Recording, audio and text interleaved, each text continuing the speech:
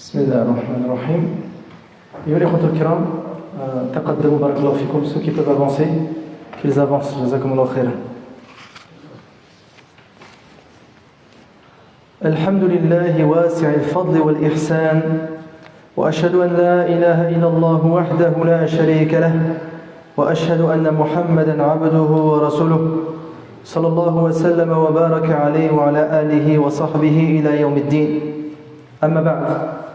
فيا عباد الله اتقوا الله حق التقوى قال تعالى يا أيها الذين آمنوا اتقوا الله ولتنظر نفس ما قدمت لغد واتقوا الله إن الله خبير بما تعملون. أيها المسلمون، قد أمر الله تبارك وتعالى عباده كافة بالتوبة إليه، حيث قال وتوبوا إلى الله جميعا أيها المؤمنون لعلكم تفلحون، وحيث قال تعالى يا أيها الذين آمنوا توبوا إلى الله توبة نصوحا.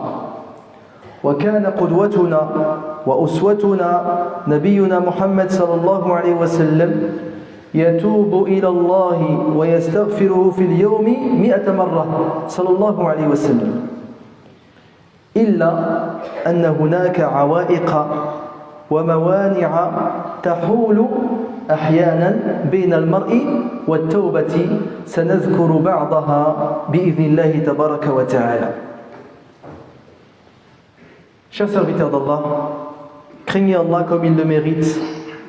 Allah nous dit dans le Coran: ô vous qui avez cru, craignez Allah, que chaque âme voit bien ce qu'elle a avancé pour demain, et craignez Allah, car il est parfaitement connaisseur de ce que vous faites. Chers musulmans, Allah subhanahu wa ta'ala a ordonné à tous ses serviteurs, sans exception, de se repentir. Lorsqu'il dit « Et repentez-vous tous devant Allah, ô croyants, afin que vous récoltiez le succès. » Et il dit dans un autre verset « Ô vous qui avez cru, repentez-vous à Allah d'un repentir sincère. » Et notre modèle, le prophète Mohammed alayhi salatu wassalam, se repentait 100 fois par jour alayhi salatu wassalam. Sauf que parfois, il existe des obstacles s'interposant entre le croyant et le repentir. Nous allons en citer quelques-uns par la permission d'Allah. أيها المؤمنون أول هذه العوائق التسويف أن الإنسان يؤخر التوبة التسويف في التوبة هذا التسويف من أخطر معوقات التوبة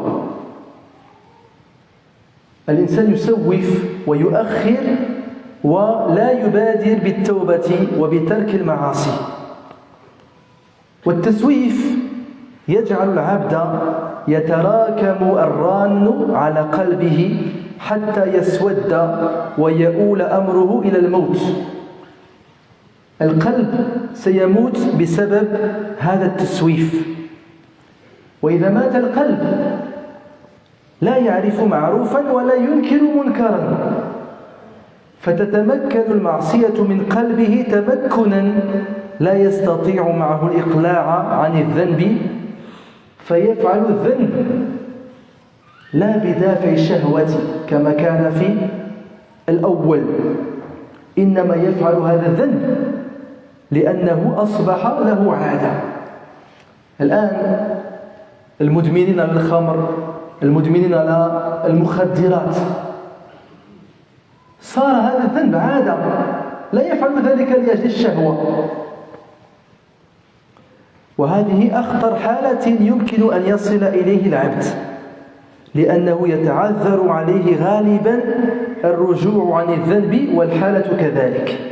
عن حذيفة بن اليمان رضي الله عنهما قال: سمعت رسول الله صلى الله عليه وسلم يقول: تعرض الفتن على القلوب عرض الحصير، فأي قلب أنكرها نكتت فيه نكتة بيضاء، وأي قلب أشربها نكتت فيه نكتة سوداء، حتى تصير القلوب على قلبين، أبيض مثل الصفا لا يضره فتنة ما دامت السماوات والأرض، والآخر أسود مربد كالكوز مجخيا، فكالكوز المقلوب لا يعرف معروفا ولا ينكر منكرا إلا ما أشرب من هواه.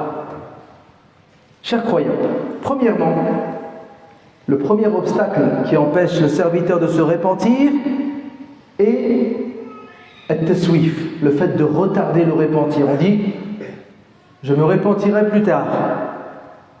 À chaque fois, on repousse le repentir. Et ça, c'est le plus grand obstacle.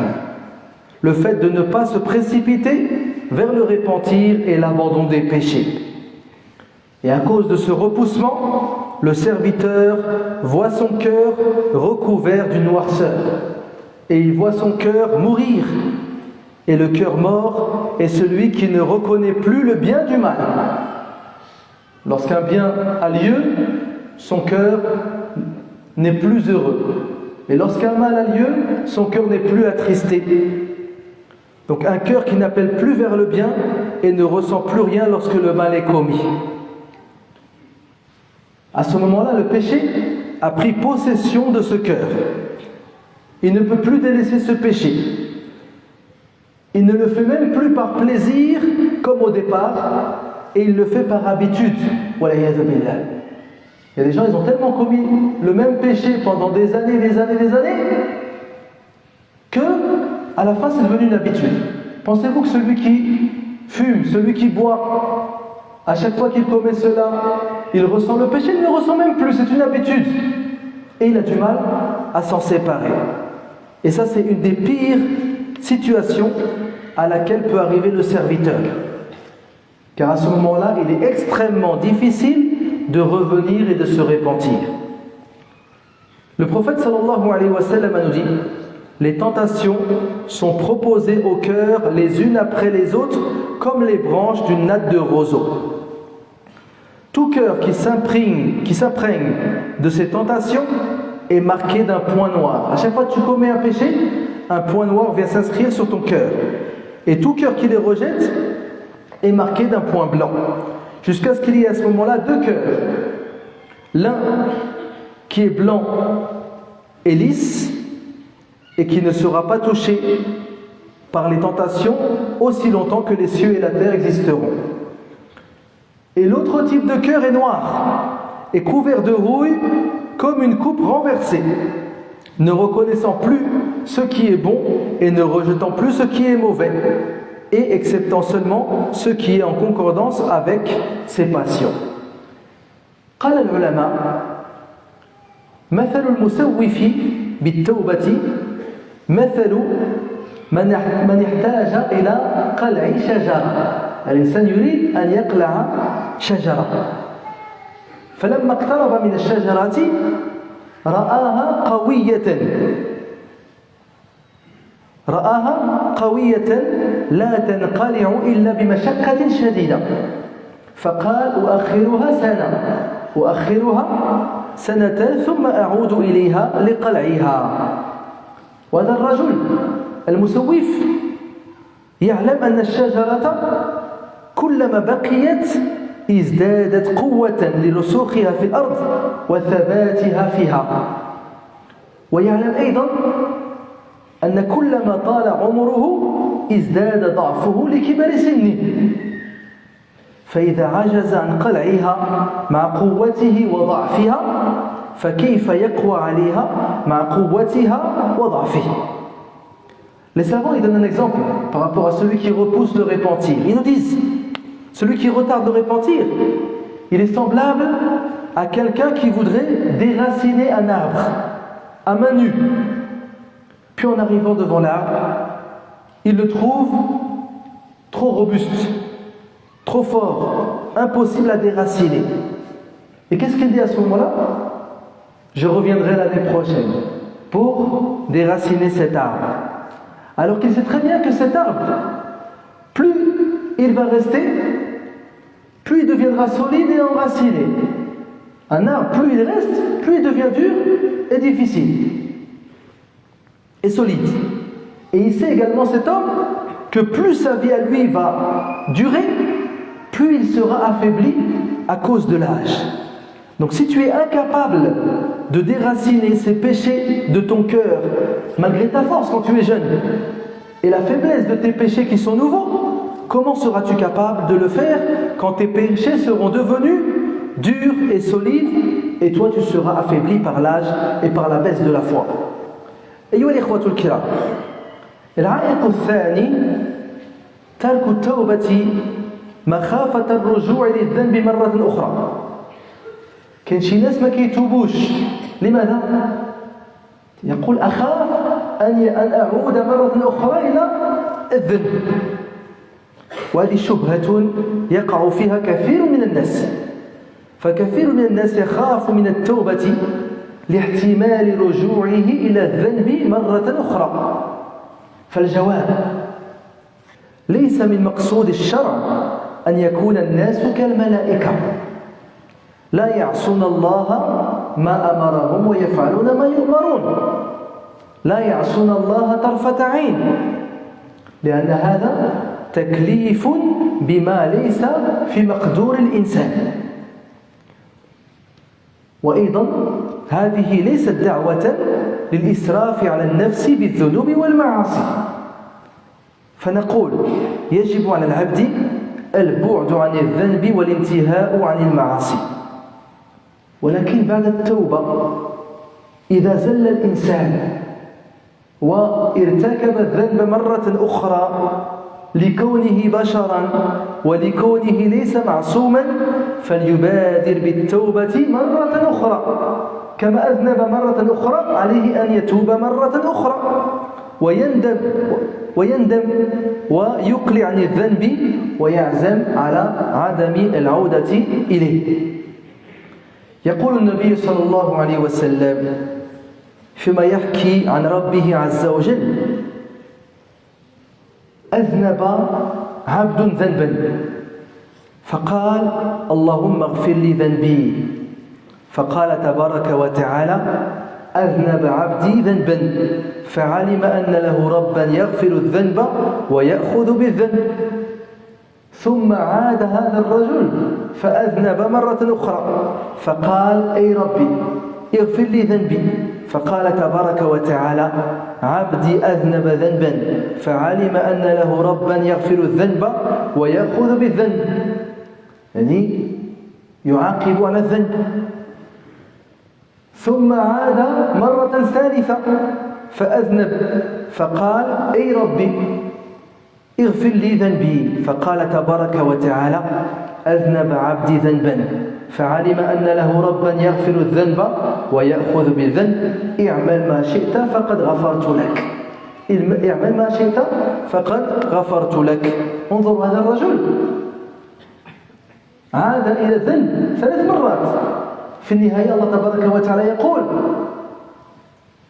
افعل ما شئت فقد غفرت لك ما دام الإنسان يتوب ويستغفر فإن الله تبارك وتعالى يغفر الذنب بارك الله لي ولكم في القرآن العظيم ونفعني وإياكم بما فيه من الآيات والذكر الحكيم أقول ما تسمعون وأستغفر الله العظيم لي ولكم ولسائر المسلمين من كل ذنب فاستغفروه إنه هو الغفور الرحيم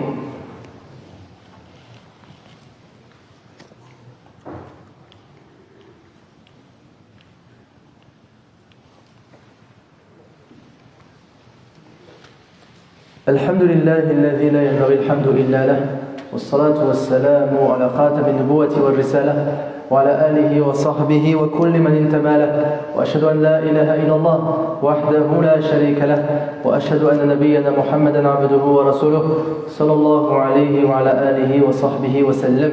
أيها الإخوة الكرام تقدموا. Ceux qui trouvent une place qui peuvent avancer, barakallahu fikum.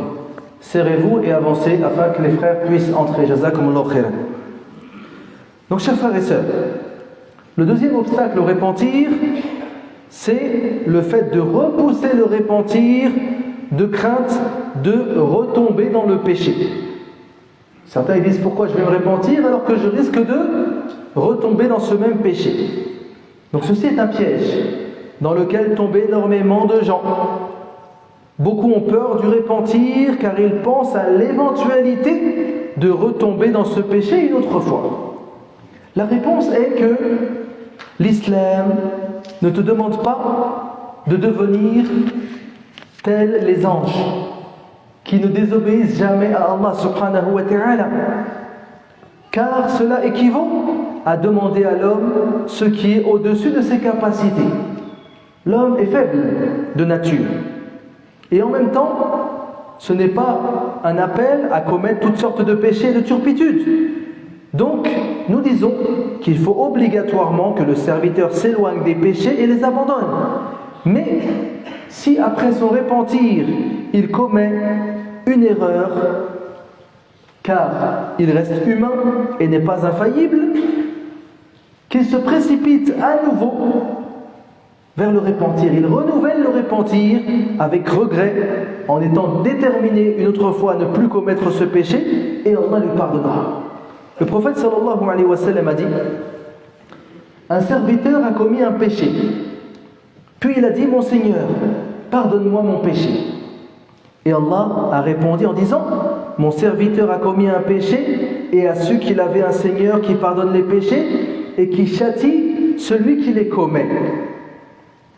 Le serviteur recommença le même péché et il dit à Allah: ô Seigneur, pardonne-moi mon péché. Allah s'exclama encore: mon Seigneur a commis un péché et a su qu'il avait un Seigneur qui pardonne les péchés et qui châtie celui qui les commet. Puis le serviteur pécha encore une autre fois et il réitéra sa demande de pardon en disant: Seigneur, pardonne-moi mon péché. Allah s'exclama à nouveau en disant: mon Seigneur a commis un péché et a su qu'il avait un Seigneur qui pardonne les péchés et qui châtie celui qui les commet. J'ai pardonné à mon serviteur qu'il fasse donc ce qu'il veut. Dans ce hadith rapporté par Bukhari et Muslim, L'homme, à 3 reprises, il commet le péché, mais il continue de demander pardon. Et à la fin, Allah Azza wa Jalla lui pardonne. أيضا احذر لأنه ربما أنت تسوف بالتوبة ويأتيك الموت وما زلت مصرا على الذنوب والعياذ بالله. الإنسان يمني النفس بطول العمر. الإنسان كأنه سيعيش إلى الأبد. وممن يعتبر بحاله ويتعظ بمآله الشاعر الأعشى ابن قيس. ذكر ابن هشام في سيرته للنبي صلى الله عليه وسلم أن أعشى ابن قيس خرج إلى رسول الله صلى الله عليه وسلم. سافر إلى مكة ليلتقي بمحمد عليه الصلاة والسلام يريد الإسلام. فلما كان بمكة أو قريبا منها اعترضه بعض المشركين من قريش فسألوه عن أمره وعن مراده فأخبرهم أنه جاء يريد رسول الله صلى الله عليه وسلم ليسلم. فقال له المشركون يا أبا بصير، كانت كنيته يا أبا بصير إن محمدا يحرم الزنا. الآن يريدون أن يحذروه من دين محمد، إن محمدا يحرم الزنا. فقال الأعشى والله إن ذلك لأمر ما لي فيه من أرض، يعني ما عنديش حاجة في الزنا. فقالوا له يا أبا بصير إن محمدا يحرم الخمر. فقال الأعشى أما هذه فوالله إن في النفس منها لعلالات ويحب الخمر ولكني منصرف، يعني سأرجع إلى بلدي فأتروى منها، سأشرب كثيرا من الخمر، أتروى منها عامي هذا مدة سنة ثم آتيه فأسلم، بعد سنة سأعود وأسلم. فانصرف فمات في عامه ذلك ولم يعود إلى رسول الله صلى الله عليه وسلم. Donc il se peut également que tu repousses le repentir, tu penses vivre longtemps et la mort te surprend. Personne ne sait quand il va mourir. Personne ne sait quand il va mourir et la mort te surprend et toi tu es en train de repousser le repentir en trompant ton âme et en lui promettant que tu vas vivre très très longtemps. Parmi les récits desquels il faut tirer des leçons, ce qui est arrivé au célèbre poète Al-A'sha ibn Qais. Al-A'sha ibn Qais est un poète très célèbre à l'époque de la prophétie. Ibn Hisham, rahmatullah alayhi, il cite dans sa sira du prophète sallallahu alayhi wa sallam, il rapporte que Al-A'sha s'est rendu à la Mecque pour rencontrer le prophète sallallahu alayhi wa sallam pour se convertir. Donc il est venu de sa ville vers la Mecque pour rencontrer le prophète Mohammed sallallahu alayhi wa sallam afin de se convertir. Puis arrivé à la Mecque, ou proche de la Mecque, il rencontra des polythéistes de Quraysh qui l'ont interrogé sur le but de sa présence ici. Il leur a dit: je suis venu rencontrer Mohammed pour me convertir. Ils lui ont dit: Ya Abu Basir, oh Abu Basir, sache que Mohammed, il interdit la fornication. Il a dit: Wallah, c'est une chose dont je n'ai pas besoin, donc ça ne me dérange pas. Ils lui ont dit: Ya Abu Basir, Mohammed, il interdit le vin. Il a dit: le vin, Wallah, mon âme, sincèrement, aime boire. Mais je désire quand même me convertir. Je vais rentrer là où j'habite, je vais boire pendant 1 année et l'année prochaine je reviens pour me convertir auprès du prophète sallallahu alayhi wa sallam. Sauf qu'il est rentré et est mort pendant cette année et il n'est pas revenu pour se convertir auprès du prophète Mohammed sallallahu alayhi wa sallam. Il avait une bonne intention, mais l'intention n'est pas suffisante. Si tu as l'intention de te repentir mais que tu ne te réponds pas, ça ne sert à rien. Ibadallah. ثالثا ترك التوبة خوفا من لمز الناس وخوفا من سقوط المنزلة والجهل. فمن الناس من معارفك من يظن أن الاستقامة ضعف ويظن أن التزام الجادة وهن فمن الناس من يريد أن يتوب ولكن يخاف من هؤلاء الأقارب والأصدقاء فيفعل الذنب حتى لا يساء به الظن بزعمه ولكن على هذا أن يعلم أن المرء في الآخرة سيكون وحده وسيحاسب وحده ويحشر وحده لن ينفعك هؤلاء الذين كنت تخشى لمزهم قال تعالى ولقد جئتمونا فرادا كما خلقناكم أول مرة وقال تعالى وكلهم آتيه يوم القيامة فردا وقال عز وجل يوم يفر المرء من أخيه وأمه وأبيه وصاحبته وبنيه لكل امرئ منهم يومئذ شأن يغنيه. Chers serviteurs d'Allah, également, certains délaissent le repentir par crainte des critiques des autres. Donc eux, ils savent où réside le bien. Ils savent qu'il faut se repentir, obéir à Allah Azza wa Jal, mais ils ont peur de leur famille, ils ont peur de leurs amis, ils ont peur des collègues de travail, etc., etc. Parce que parmi les gens, certains pensent que la droiture religieuse est une faiblesse. Certains pensent que suivre le droit chemin est un signe d'impuissance. Et donc cet homme, sous la peur de ces gens-là, il commet les péchés afin que ses amis ne pensent pas du mal de lui. Il sait où réside le bien, mais il a tellement peur de ces gens-là. Il faut qu'il sache que on sera seul dans notre tombe. On sera ressuscité seul et jugé seul. Tous les gens que tu craignais, fit dunya, ne pourront pas t'aider dans l'au-delà. Il faut que tu craignes Allah Azza wa Jal ici-bas afin qu'il te mette en sécurité dans l'au-delà. Allah Azza wa Jal nous dit et vous voici venus à nous seuls. Furada. Tout comme nous vous avions créé la première fois. Et il nous dit dans un autre verset et au jour de la résurrection, chacun d'eux se rendra seul auprès de lui. Et il nous dit, le jour où l'homme s'enfuira de son frère, ta propre famille, tu fuiras d'eux, de sa mère, de son père, de sa compagne, de ses enfants, car chacun d'eux ce jour-là aura son propre cas pour l'occuper. أيها المسلمون رابعا وأخيرا التمادي في الذنوب وترك التوبة اعتمادا على سعة رحمة الله تبارك وتعالى فمن الناس من يصر على المعصية ويتمادى في الضلال ويسرف على نفسه فإذا عوتب في أمره أو زجر عن ما هو فيه قال إن الله غفور رحيم قال إن الله غفور رحيم هذا الأمر لا يشك فيه اثنان من المسلمين نحن متفقون الله عز وجل غفور رحيم ولكن قال تعالى نبئ عبادي أني أنا الغفور الرحيم وأن عذابي هو العذاب الأليم الله عز وجل في آية أخرى جمع بين المغفرة والرحمة وبين العذاب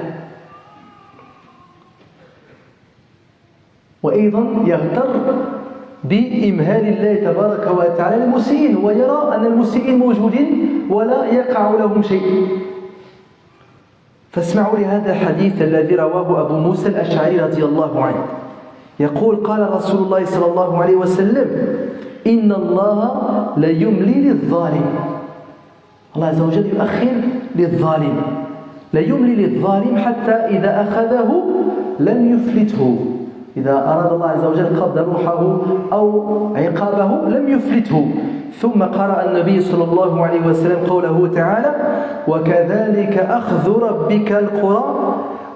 أخذ ربك إذا أخذ القرى وهي ظالمة إن أخذه أليم شديد. Chers musulmans, quatrièmement et dernièrement, certains y continuent à faire des péchés, délaissent le repentir en comptant sur la miséricorde d'Allah subhanahu wa ta'ala. Certains persistent à commettre des péchés et continuent dans l'égarement et lorsqu'ils sont blâmés ou critiqués pour ces péchés, ils nous disent Inna Allah ghafur rahim. Allah est clément et miséricordieux. Sachez que c'est une chose sur laquelle personne ne diverge. On sait tous que Allah Azza wa Jal est miséricordieux et clément. Mais regardez Allah Azza wa Jal dans de nombreux versets, il lit les deux choses. Lorsqu'il nous dit « Informe mes serviteurs que je suis le clément, le miséricordieux et que mon châtiment est un châtiment douloureux. » Donc Allah Azza wa Jal, il fera miséricorde à certains et il châtiera d'autres. Walayadhu billah. Et également, ils sont trompés par le fait qu'ils voient autour d'eux des gens qui commettent énormément de péchés et rien ne leur arrive. Écoutez ce hadith de Abu Musa al-Ash'ari. Le prophète sallallahu alayhi wa sallam nous dit Allah Azza wa Jal accorde un délai à l'injuste. Allah il accorde un délai à l'injuste. Mais lorsqu'il le châtie, il ne le laisse plus s'échapper. Donc il te laisse un délai pour que tu te repentisses. Mais lorsqu'il a décidé, subhanahu wa ta'ala, de te châtier, tu ne peux plus t'échapper. Puis le prophète sallallahu alayhi wa sallam récita le verset où Allah Azza wa Jalla nous dit tel est le châtiment de ton Seigneur quand il punit les cités alors qu'elles sont injustes. Son châtiment est bien douloureux et bien dur. Nas'alullah ta'ala bi asma'ihi al-husna wa sifatihi al-ula أن يجعلنا من الذين يستمعون القول فيتبعون أحسنه. اللهم آت نفوسنا تقواها وزكها أنت خير من زكاها أنت وليها ومولاها. اللهم إنا نسألك الهدى والتقى والعفاف والغنى. اللهم اشف مرضانا ومرضى المسلمين. اللهم اشف مرضانا ومرضى المسلمين. اللهم اشف مرضانا ومرضى المسلمين. اللهم رب الناس أذهب البأس. اللهم أنت الشافي لا شفاء إلا شفاؤك شفاء لا يغادر سقما. اللهم اغفر لموتى المسلمين الذين شهدوا لك بالوحدانية ولنبيك بالرسالة وماتوا على ذلك. اللهم تقبل من الإخوان والأخوات الذين يساهمون لأجل هذا المسجد بأموالهم ودعواتهم وجهودهم. اللهم تقبل منهم. اللهم تقبل منهم. اللهم تقبل منهم واجعل ذلك حسنات مضاعفة في ميزان حسناتهم يوم القيامة. ربنا آتنا في الدنيا حسنة وفي الآخرة حسنة وقنا عذاب النار. الإخوان إن شاء الله سيمرون في الصفوف لجمع صدقاتكم. تقبل الله من الجميع وصلى الله على نبينا محمد وعلى آله وصحبه أجمعين وآخر دعوانا الحمد لله رب العالمين. باب الصدقة مفتوح. La porte des donations est ouverte.